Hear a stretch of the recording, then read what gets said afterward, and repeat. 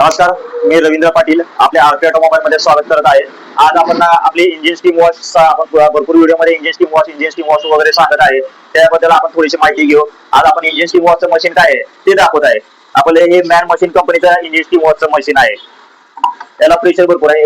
8 ते 9 बारचे प्रेशर आहे आणि हे मशीन आपण इंजिन स्टीम वॉश साठी वापरतो. दादा, बाहेर जे मशीन आम्ही बघतो वॉशिंग सेंटरवर ते छोटं असतं. ह्या मशीन मध्ये त्या मशीन मध्ये काय फरक येतो?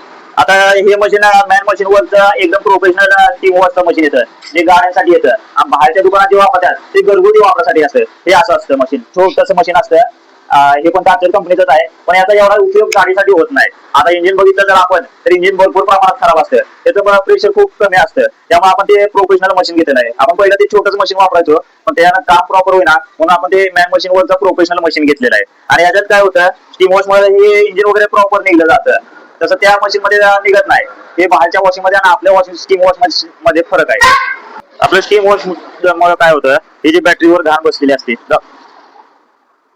काय होतं, बॅटरीवर बुरशी साठलेली असते. बुरशी साठली की त्याचा गाडीशी प्रॉपर कॉन्टॅक्ट होत नाही, लूज कनेक्शन राहतं. इथं दिसताना जरी टाईट दिसत असलं तरी ते पांढऱ्या बुरशीमुळे लूज कनेक्शन होतं आणि गाडी प्रॉपर चालत नाही, बॅटरीची लाईफ खराब होते. ते स्टीम वॉश मुळे काय होतं, बुरशी निघून जाते आणि प्रॉपर कॉन्टॅक्ट राहतो बॅटरीचा गाडीशी, त्यामुळे गाडीचा प्रॉब्लेम येत नाही. दुसरे हे सगळं प्रॉपर क्लीन केलं जातं.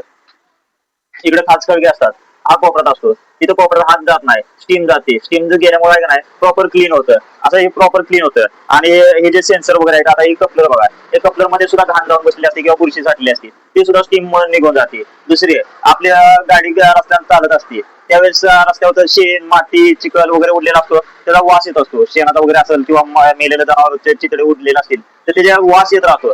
स्टीम मुळे काय होतं, गरम पाणी असतं, वास लवकर निघून जातो, त्यामुळे उंदीर सुद्धा लागायचे चान्सेस कमी होतात.